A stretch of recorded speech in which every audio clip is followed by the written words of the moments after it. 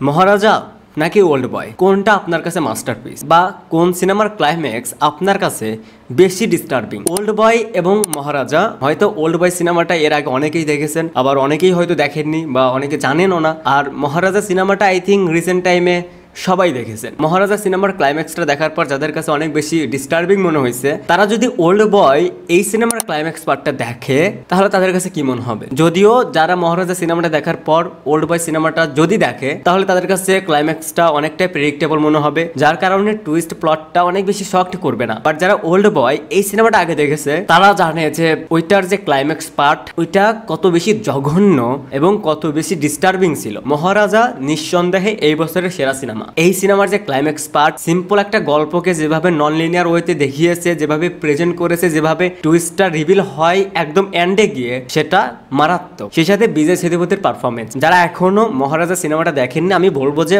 এটা দেখুন। এই সিনেমার রিভিউ আমার চ্যানেলে দেওয়া আছে, যারা রিভিউ দেখেননি রিভিউটা দেখার পরে সিনেমাটা দেখতে পারেন, কারণ সেখানে কোনো স্পয়লার নেই। তো এখন যদি মহারাজ এবং ওল্ড বয় এই দুটো সিনেমার কম্পেয়ার করি তাহলে আই থিঙ্ক এখানে কম্পেয়ার হবেই না। ফার্স্ট অফ অল, যারা ওল্ড বয় সিনেমাটা আগে দেখেছে তাদের কাছে ওল্ড বয় সিনেমার ক্লাইম্যাক্সটা বেশি ডিস্টার্বিং মনে হবে মহারাজার চেয়ে। আর যারা মহারাজা সিনেমাটা আগে দেখেছে, এরকম ক্লাইম্যাক্স, এরকম টুইস্ট এর সিনেমা এর আগে কখনো দেখেনি, তাদের কাছে এই সিনেমার ক্লাইম্যাক্স পার্ট বেশি ডিস্টার্বিং প্লাস জঘন্য মনে হবে। এরপরে যদি সে ওল্ড বয়ের মতন আরো 10টা সিনেমাও দেখে এরকম ক্লাইম্যাক্সের, তারপরেও তার কাছে সেটা অনেক বেশি ডিস্টার্বিং মনে হবে না, অনেক বেশি শকড সে হবে না, কারণ সে শেষের ক্লাইম্যাক্সটা প্রেডিক্ট করতে পারবে। এরপরেও যদি এই দুটো সিনেমার ভিতর কম্পেয়ার করি শুধুমাত্র ক্লাইম্যাক্স পার্টটা নিয়ে যে কোনটা বেশি ডিস্টার্বিং, তাহলে বলতে হবে যে ওল্ড বয়। কারণ ওল্ড বয় এই সিনেমাটায় যেভাবে ডিটেলিং দেখায়, যদি সেটা সেক্সের কথা বলি, সেটা আপনার কাছে খুবই নর্মাল মনে হবে। বাট এটার ক্লাইম্যাক্স পার্টে গিয়ে যখন এটা রিভিল হবে ম্যান, তখন আপনার কাছে এটা খুবই জঘন্য মনে হবে। সো এই একটা রিজনের কারণে ওল্ড বয় সিনেমার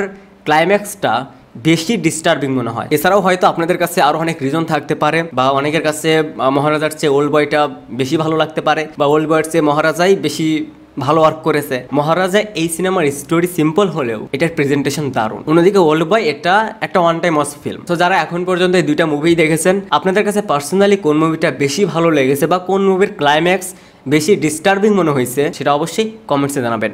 থ্যাঙ্কস ফর ওয়াচিং, বাই।